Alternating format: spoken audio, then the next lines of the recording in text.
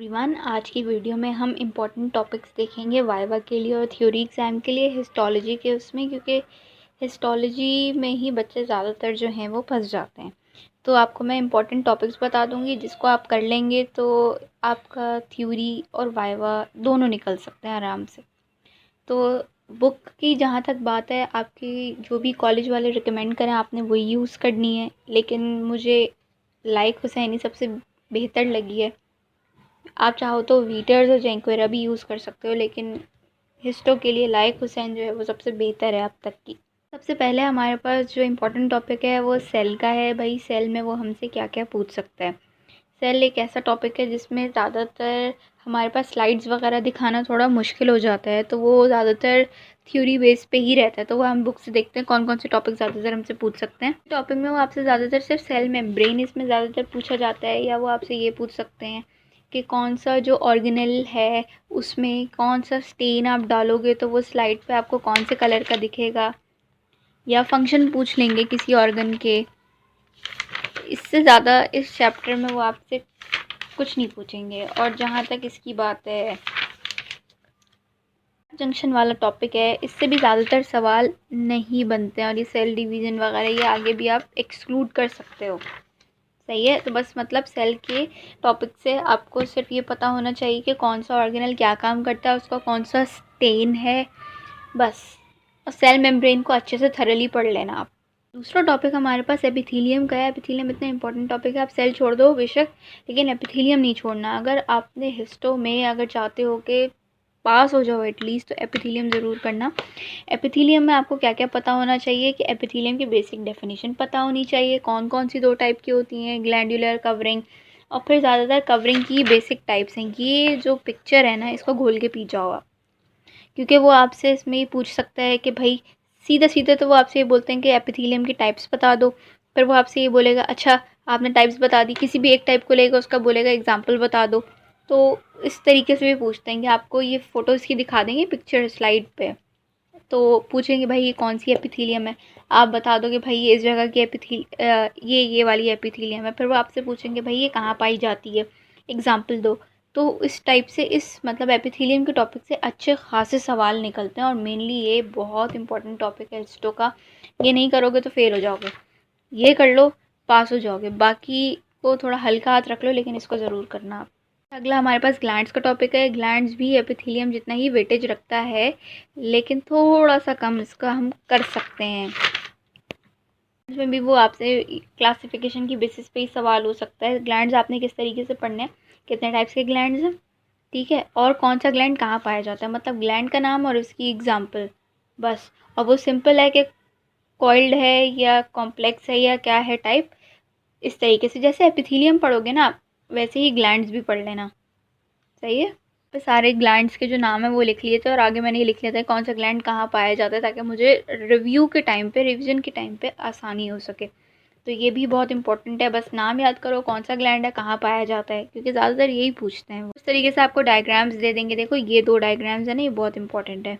इसमें वो आपको दिखा देगा भाई अब बताओ ये कौन सा ग्लैंड है, ऐसे छुपा के दे देंगे। आप बोलोगे भाई ये सिंपल ग्लैंड है, फिर वो आपसे बोल देगा अच्छा ये बताओ ये कौन सा ग्लैंड है, तो आप बोलोगे ट्यूब्यूलो एसिनार ग्लैंड है, मतलब। अब फिर वो पूछ लेगा भाई अगर ये ट्यूब्यूलो एसिनार है तो ये कहाँ पाया जाएगा, उसकी एग्जाम्पल बता दो, ठीक है, इस टाइप के। हमारे पास कार्टिलेज का टॉपिक है। ये आप इतना इम्पोर्टेंट नहीं कह सकते, लेकिन फिर भी इम्पोर्टेंट है। इसमें जो पूरी हिस्टो में दो इम्पोर्टेंट है ना, वो एपिथेलियम और ग्लैंड्स हैं। जिसने ये कर लिया समझो उसका हिस्टो का वाइवा और थ्योरी निकल गया। थ्योरी तो नहीं कहेंगे, लेकिन वाइवा मेनली निकल जाता है। अब कार्टिलेज वाले में आपको जो हाइलीन कार्टिलेज है ना, ये और इसकी डायग्राम, चाहे थ्योरी हो चाहे वाइवा हो, ये अच्छे से कर लो। मतलब समझो इसकी जो डायग्राम्स है ना वो बहुत इंपॉर्टेंट है।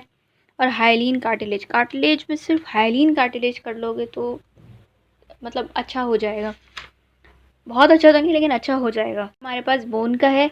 तो बोन में आपको जो मेन पहला सवाल वो पूछता है ना, सेल्स पूछेंगे वो आपसे भाई कौन कौन से सेल्स होते हैं बोन के, आप बता देना। ऑस्टियोब्लास्ट, ऑस्टियोसाइट, इस टाइप के, ऑस्टियोक्लास्ट। फिर वो आपसे फंक्शन पूछ लेंगे। फिर जो दो बोन्स होती हैं हमारे पास, कॉम्पैक्ट बोन और स्पंजी बोन। हाँ, कॉम्पैक्ट और स्पंजी बोन का तो बहुत ही ज़्यादा फ़र्क पूछते हैं वो लोग, डिफरेंस बता दो कॉम्पैक्ट और स्पंजी का। फिर या तो वो जो अगर स्पंजी का बताओगे तो फिर वो स्पंजी में आपसे ट्रैबिक्यूले के फंक्शन पूछ लेंगे या ये पूछ लेंगे भाई ट्रैबिक्यूली क्या होती है। ट्रैबिक्यूली तो मोस्ट फेवरेट क्वेश्चन होता है। कॉम्पैक्ट और स्पंजी का डिफरेंस भी बहुत ज़्यादा पूछते हैं। प्राइमरी और सेकेंडरी बोन का स्ट्रक्चर पूछ लेते हैं। और आपसे ये इंट्रामेम्ब्रेनस ऑसिफिकेशन और एंडोकॉन्ड्रल ऑसिफिकेशन ये भी बहुत पूछते हैं बोन में।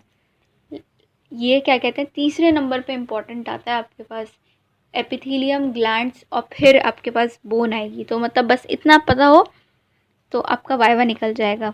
बोन के टॉपिक की बात कर रही हूँ। बोन वाले में आपसे सेल्स का पूछ सकते हैं बोन की, फिर वो आपसे ये पूछ सकते हैं कॉम्पैक्ट और स्पंजी का डिफरेंस बता दो, प्राइमरी सेकेंडरी का डिफरेंस बता दो, इंट्रामेम्ब्रेनस ऑसिफिकेशन और एंडोकॉन्ड्रल ऑसिफिकेशन का डिफरेंस बता दो।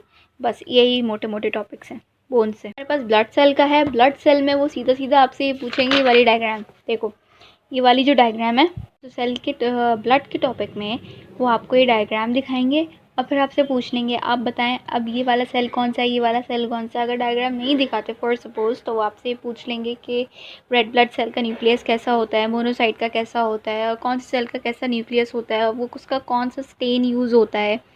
ये जो बेसिक क्वेश्चंस हैं वो होंगे, कितना लोब न्यूक्लियस होता है, बस ये मोटे मोटे सवाल हैं इसके। अच्छा, अगला हमारे पास मसल का टॉपिक है। मसल वाले में वो आपसे स्केलेटल कार्डियक वगैरह की जो है वो हिस्टोलॉजी के सेक्शंस आपको लगा के दे सकते हैं और मेनली इसमें से ये जो सार्कोमेयर का स्ट्रक्चर है ना ये पूछते हैं, लेकिन ये फिजियोलॉजी में कवर हो जाता है। इसमें बेसिकली वो आपको सिर्फ डायग्राम्स दिखा देंगे हिस्टोलॉजी सेक्शन के, तो आप समझ जाओगे कि कार्डियक वाला जो होता है उसमें उसके मतलब आपको इंटरकैलेटेड डिस्क नज़र आएंगी, स्मूथ वाला जो होता है वो स्पिंडल शेप नज़र आएगा, कुछ इस तरीके से।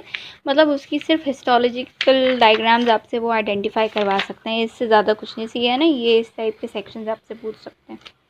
इतना इंपॉर्टेंट नहीं है खैर ये, लेकिन फिर भी आप उसको कर लो तो बेहतर है। अब जो लास्ट के हमारे 3 टॉपिक हैं कैपिलरी, आर्टरीज और वेन, तो कैपिलरी की वो इसमें आपसे टाइप्स पूछ सकते हैं। आर्टरी और वेन की स्लाइड लगा के दे देंगे और बोलेंगे आइडेंटिफाई करें आप इसमें। तो जिसका ल्यूमेन बड़ा होगा या छोटा होगा उस हिसाब से आप उसको आइडेंटिफाई कर लोगे कि वो आर्टरी है कि वेन है। और कैपिलरी वाले में तो आपको देखने से ही पता चल जाएगा कि ये जो है वो कैपिलरी है। अच्छा, अब लिम्फॉइड ऑर्गन वाले में आपसे वो क्या कर सकते हैं, वो आपसे पूछ सकते हैं प्राइमरी सेकेंडरी लिम्फॉइड ऑर्गन्स बता दो, बस इससे ज़्यादा वो कुछ नहीं कह सकते आपसे इसमें। और रेस्पिरेशन वाले में वो आपको वही हिस्टोलॉजिकल सेक्शंस दिखा देंगे, ब्रोंकियोल की और ब्रोंकाई की और लंग्स की। एल्वियोलाई की स्लाइड भी बहुत ज़्यादा लगती है और इसकी आपसे सरफेस एपिथेलियम पूछ लेंगे, वो यहाँ पे कवर हो जाएगा। तो मतलब इस तरीके से सवाल आता है। मेन आपने जो करना है ना, जो बिल्कुल आप छोड़ ही नहीं सकते, गुंजाइश ही नहीं है, वो एपिथेलियम और ग्लैंड है। फिर उसके बाद बोन आती है। ये सारे टॉपिक्स आपने अगर अपने फर्स्ट ईयर MBBS में किसमें कर लिए, थ्योरी और वाइवा के लिए अगर आपने प्रिपेयर कर लिया तो आपका हिस्टो हो गया। गिनती के 10 टॉपिक्स हैं पूरे साल के, ये कर लें आप मोटे मोटे, आपका वाइवा भी बहुत अच्छा होगा और आपकी थ्योरी भी अच्छी होगी। अगर आपको ये वीडियो पसंद आई हो तो प्लीज़ मेरे चैनल को लाइक, शेयर और सब्सक्राइब करना ना भूलें। अगली वीडियो तक के लिए अल्लाह हाफ़िज़।